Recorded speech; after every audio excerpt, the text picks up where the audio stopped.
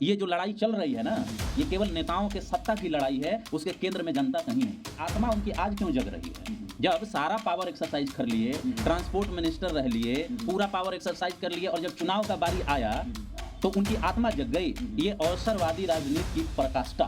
आपकी आइडियोलॉजी अगर कुछ भी नहीं है, वैचारिक आधार आपका नहीं है, केवल ट्रांजैक्शनल पॉलिटिक्स आप करते हैं। ट्रांजैक्शनल पॉलिटिक्स तभी होता है जब आपकी कोई विचारधारा नहीं होती, मतलब सत्तावादी विचारधारा। आम आदमी जो पार्टी है वो कोई विचारधारा की पार्टी नहीं है, ये बात आपको समझना होगा। एक टर्मिनोलॉजी यूज किया जाता है पॉलिटिक्स के अंदर जिसको हम ट्रांजैक्शनल पॉलिटिक्स कहते हैं, और ये पार्टी उसी आधार पर बनी। सरकार पूर्ण, मतलब जो पूर्ण राज्य की सरकार होती है वो नहीं है, ये केंद्र शासित प्रदेश है। यहाँ के पॉलिटिशियन ये गुमराह करने की कोशिश करते हैं लोगों को कि हम राज्य हैं, आप पूर्ण राज्य नहीं हैं, केंद्र शासित प्रदेश हैं, और इसको एनसीआर कहा जाता है। स्थिति आप देख रहे हैं, आप रोज गैस पी रहे हैं, प्रदूषित गैस पी रहे हैं, मर रहे हैं रोज, लेकिन दिल्ली की सरकार हो या केंद्र की सरकार हो, कहाँ खड़ी है? साथियों नमस्कार, मैं हूं विपिन सिंह और आप देख रहे हैं क्लाउड नेटवर्क। दिल्ली की राजनीति में इस समय बड़ा ही उथल पुथल मची हुई है।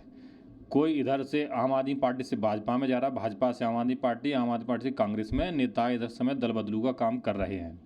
लेकिन कल जिस तरह से कैलाश गहलोत ने इस्तीफा दिया मंत्री पद से और आम आदमी पार्टी से, उन्होंने कहा कि हम केंद्र से लड़ने में समय बर्बाद करते रहे, लेकिन जो काम होना था वो काम नहीं हो पाए। बहुत सारे ऐसे आरोप लगाए, शीश महल को लेकर उन्होंने जिक्र किया। उन्हीं सारे मुद्दों को लेकर हम बात करेंगे अमित सर से जानेंगे कि जो ये हो रहा है दिल्ली की राजनीति में, इसको वो किस तरह से देखते हैं। सर आपका बहुत स्वागत है। नमस्कार, धन्यवाद। क्या कहेंगे सर, जिस तरह से अभी जो कैलाश गहलोत ने इस्तीफा दिया, उससे पहले भी कई विधायक आते जाते रहे हैं आम आदमी पार्टी से भाजपा, ये दल बदल का जो काम खेल चल रहा है, किस तरह से देखते हैं सर इससे वो? सबसे पहले तो ये आप देखिए कि जो कैलाश गहलोत का इस्तीफा हुआ, चाहे इस्तीफा उन्होंने दिया, ट्रांसपोर्ट मिनिस्टर रहे दिल्ली सरकार में, और कही जाती है, कही क्या जाती है, पिछली घटनाओं को थोड़ा सा आप याद करिएगा तो इनकी नज़दीकियां जो यहाँ के लेफ्टिनेंट गवर्नर हैं उनके साथ, या उससे पहले जो खबरें आ रही थी कि जो अरविंद केजरीवाल जेल में गए, पूर्व सीएम जो दिल्ली के रहे, तो उनके बाद भी एक बात ये आ रही थी कि जो सेंटर की सरकार है या सेंटर में जो पार्टी रूल कर रही है वो आम आदमी को तोड़ करके इनको सीएम बनवाने की कोशिश कर रही है। ये रूमर चल रहा था। रूमर में कितना दम था, ये सही था या गलत था, इनके इस्तीफे के बाद बात सामने आ गई कि आम आदमी जो पार्टी है वो कोई विचारधारा की पार्टी नहीं है। ये बात आपको समझना होगा। एक टर्मिनोलॉजी यूज किया जाता है पॉलिटिक्स के अंदर जिसको हम ट्रांजैक्शनल पॉलिटिक्स कहते हैं, और ये पार्टी उसी आधार पर बनी है। ये जो मूवमेंट हुआ इंडिया अगेंस्ट करप्शन का, इस मूवमेंट में सिविल सोसाइटी और बाकी लोगों ने जो रोल प्ले किया, उसके आधार पर इन लोगों ने देखा कि दिल्ली की जो जनता है उनके कुछ इशू को अगर आप एड्रेस कर देते हैं, विचारधारा के आधार पर नहीं, इनकी कोई विचारधारा नहीं है, एक बात आप समझिएगा, ये ऐसे विचारधारा को रिप्रेजेंट करते हैं जो केवल और केवल इस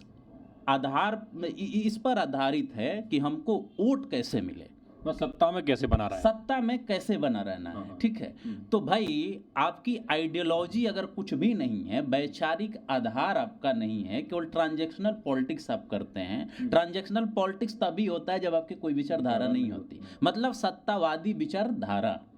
सत्ता किसी हालत में हमें वो करना है, तो किसी भी पार्टी के अंदर कोई अगर नेता होगा और उसकी कोई विचारधारा नहीं होगी तो वो तो ये देखेगा ना कि हमको कहाँ सबसे ज्यादा पावर और पैसा मिलेगा।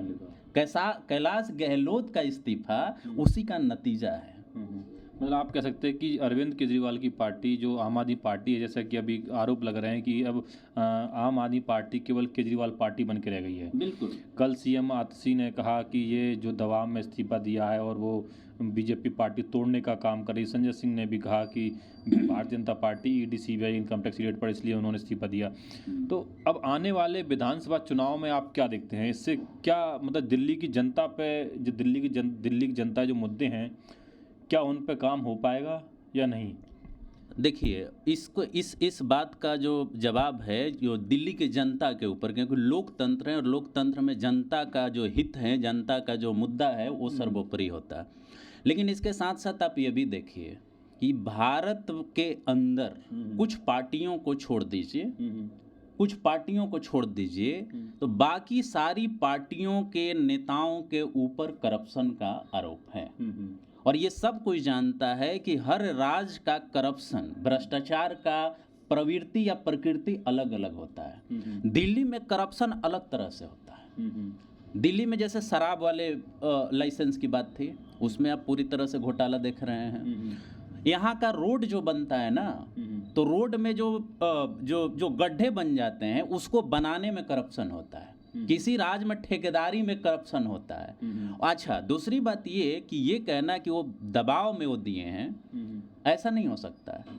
ये इसलिए नहीं हो सकता है कि ये जब इतिहास उठा के आप देखेंगे तो उस इतिहास में कौन सी ऐसी पार्टी है सेंटर में जब वो राज कर रही होती है तो राज्य के सरकारों को नहीं दबाते रही है। और कैसे ये आप भूल जाएंगे कि दिल्ली जो है ना पूर्ण राज्य नहीं है। ये संविधान की व्यवस्था है कि यहाँ की सरकार मतलब जो पूर्ण राज्य की सरकार होती है वो नहीं है। ये केंद्र शासित प्रदेश है। यहाँ के पॉलिटिशियन ये गुमराह करने की कोशिश करते हैं लोगों को कि हम राज्य हैं, आप पूर्ण राज्य नहीं हैं, केंद्र शासित प्रदेश हैं। और इसको एनसीआर कहा जाता है, नेशनल कैपिटल रीजन। इसका मतलब ये है कि कुछ पावर, जो मेन पावर है वो सेंटर के पास है। अब आते हैं सेकंड एस्पेक्ट पर कि जनता से को इससे क्या नुकसान और क्या फायदा होने जा रहा है। अभी तक जो एनालिसिस आप करेंगे उस परिस्थिति में आप ये देखेंगे कि जनता को नुकसान ही नुकसान हो रहा है। जनता को नुकसान इसलिए हो रहा है क्योंकि कोई भी सरकार अगर अस्थिर रहेगी, उस पर करप्शन का आरोप रहेगा, उस पर जांच एजेंसी अगर बैठी रहेंगी तो कभी भी अच्छे डिसीजन वो लोग नहीं लेंगे, जनता के हक में नहीं लेंगे। केवल उतने लोक लुभावने वादे करेंगे जिसको आप कह सकते हैं, मतलब उसको क्या कह सकते हैं, उसको कह सकते हैं कि आपको खुश करने वाला, पॉपुलिस्ट मेजर्स जो होते हैं। मतलब आपको लुभाने के लिए हमने बोल दिया कि ये वादा कर दिया, ऐसे कर देंगे वैसे कर देंगे, लेकिन रियल सेंस में जैसे एडुकेशन हुआ, शिक्षा हुआ, स्वास्थ्य हुआ, उस पर काम ही नहीं होगा। प्रदूषण का स्थिति आप देख रहे हैं, आप रोज गैस पी रहे हैं, प्रदूषित गैस पी रहे हैं, मर रहे हैं रोज। लेकिन दिल्ली की सरकार हो या केंद्र की सरकार हो, कहाँ खड़ी है? लगातार 4 दिन से आपका एयर क्वालिटी इंडेक्स 400 से पार है। लेकिन क्या संघ सरकार, केंद्रीय सरकार और राज्य सरकार सक्षम है कि उसको कम कर सके? आने वाले समय में ये जो लड़ाई चल रही है ना, ये केवल नेताओं के सत्ता की लड़ाई है, उसके केंद्र में जनता कहीं नहीं है। केंद्र में, जैसे कि आपने कहा, केंद्र में जनता कहीं नहीं है। कैलाश गहलोत जो अपने इस्तीफे में एक बात का जिक्र करते हैं कि हम केंद्र से लड़ने में समय बर्बाद करते रहे, और उन्होंने शीश महल का भी जिक्र किया, सीएम हाउस बनवाया, उसका जिक्र किया। तो क्या बाकी में जो, जैसे अभी आपने कहा कि आप मतलब सत्ता की लड़ाई लड़ते हैं, तो इन सब चीज़ों से कितना आप सहमत हैं? देखिए, जो कैलाश गहलोत का जो ये आरोप है, पहला तो कि मतलब हम संघ जो केंद्र की सरकार से लड़ते रह गए, ये कोई नई बात तो नहीं बोल रहे हैं। कोई भी सरकार यहाँ होती है, अगर वैसी सरकार जो यहाँ के केंद्र में है, मतलब आप कहें कि दिल्ली में सरकार है और केंद्र में दूसरी सरकार है, तो एक संघर्ष हमेशा चलते रहता है। ये नई बात तो नहीं बोल रहे हैं, वो एक नई बात नहीं, कोई नई बात नहीं कह रहे हैं कि हम इसमें टाइम बर्बाद कर दिए। आपका पार्टी सिस्टम जो है ना, इसमें इसका कारण छिपा हुआ है कि अगर दूसरी पार्टी है केंद्र में और यहाँ दूसरी पार्टी है तो ऑटोमेटिक ये संघर्ष चलेगा, क्योंकि सेंटर के पास ज़्यादा पावर है। वो चाहेगी कि दिल्ली में हमारी सरकार रहे, तो उनके बात में कोई दम नहीं है। दूसरी बात कि ये आत्मा उनकी आज क्यों जग रही है? जब सारा पावर एक्सरसाइज कर लिए, ट्रांसपोर्ट मिनिस्टर रह लिए, पूरा पावर एक्सरसाइज कर लिए, और जब चुनाव का बारी आया तो उनकी आत्मा जग गई। ये अवसरवादी राजनीति की पराकाष्ठा है। आपने कहा ये अवसरवादी राजनीति की पराकाष्ठा है, लेकिन एक तरफ केजरीवाल की टीम कह रही है लगातार बार बार कि हमने अच्छे काम किए हैं, हमने एजुकेशन पे काम किया, हमने स्वास्थ्य पे काम किया, हमने बिजली पानी फ्री दिया। ये सारी चीज़ें जो हमारे काम हैं, जो बीजेपी को पच नहीं रहे हैं। और केजरीवाल जी कहते हैं कि अगर कहीं बिजली फ्री कर दो तो मैं वहाँ प्रचार करूँगा जाके। कैसे देखते हैं? देखिए, पहली बात तो ये कि जो ये सवाल है आपका, इस सवाल को बहुत सारे एंगल से हम लोग देख सकते हैं। आर्थिक रूप से भी हम आर्थिक नीतियों के भी उससे देख सकते हैं, लेकिन उस पे मैं नहीं जाऊँगा।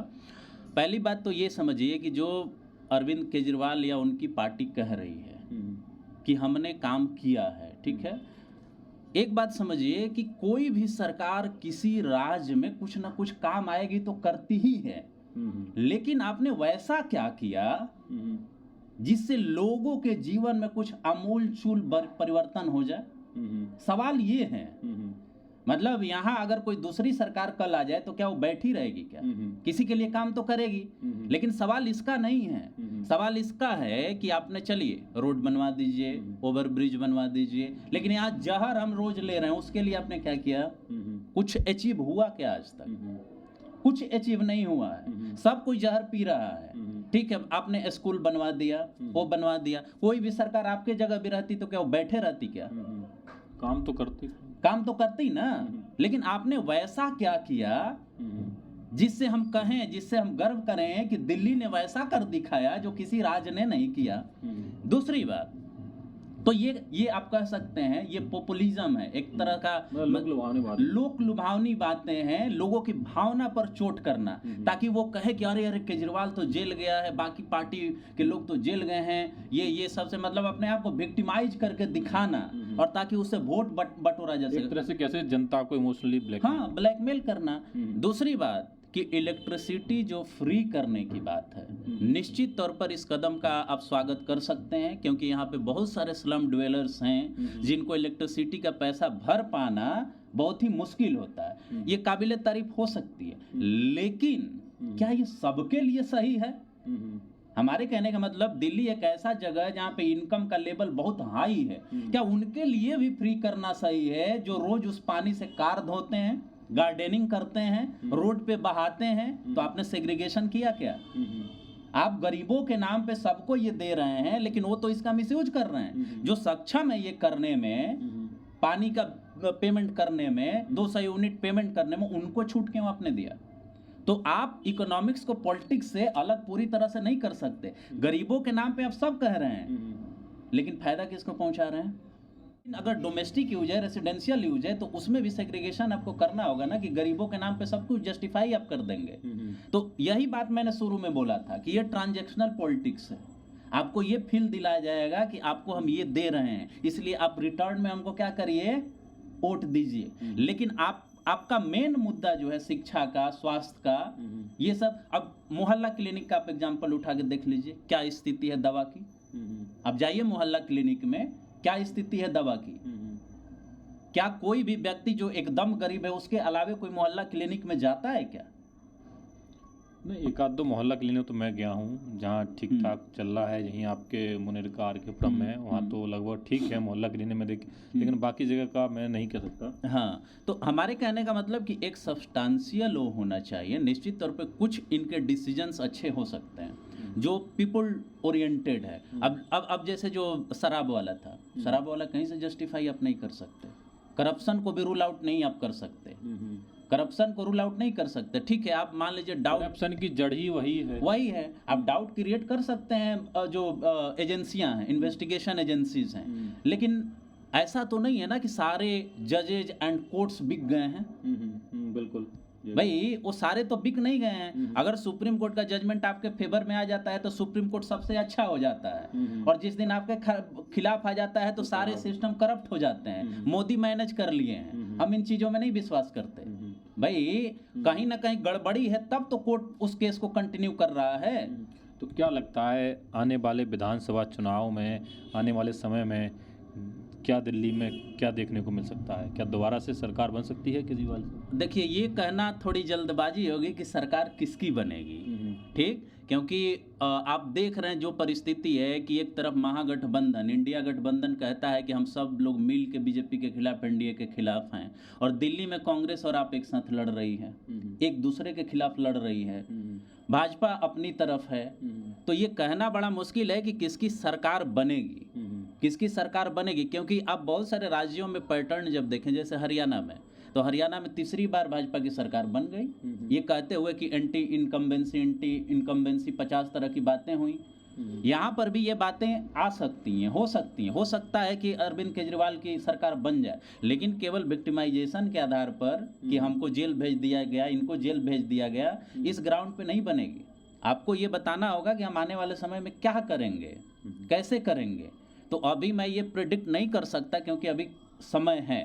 उस समय में क्या मतलब परिस्थिति बनेगी, कौन क्या गेम खेलेगा, कौन क्या मुद्दा रखेगा, क्या मैनिफेस्टो में देगा, इससे तय होगा कि किसकी सरकार बनने वाली है। तो आपने सुना, हमने अमित सर से बात करी और बात करके जानने का प्रयास किया कि दिल्ली में जो कैलाश गहलोत जी, सर ने कहा कि जो कैलाश गहलोत जी कह रहे हैं वो कोई नई बात नहीं कह रहे हैं, ये तो पहले भी बातें चलती रही हैं। और जो केजरीवाल जो कर रहे हैं, या केजरीवाल सरकार ने जो काम किया, हर सरकार रहती कुछ ना कुछ करती है, लेकिन अगर आगे सरकार में उनको आना है तो आगे बताना पड़ेगा कि क्या करना है। दिल्ली के बारे में हमने बात करी, और दिल्ली और केंद्र सरकार के दोनों के बारे में हमने सर से बात करी। और आप लोगों की क्या राय है इस वीडियो को लेकर, अपनी राय हमें कमेंट बॉक्स में जरूर बताइएगा। धन्यवाद।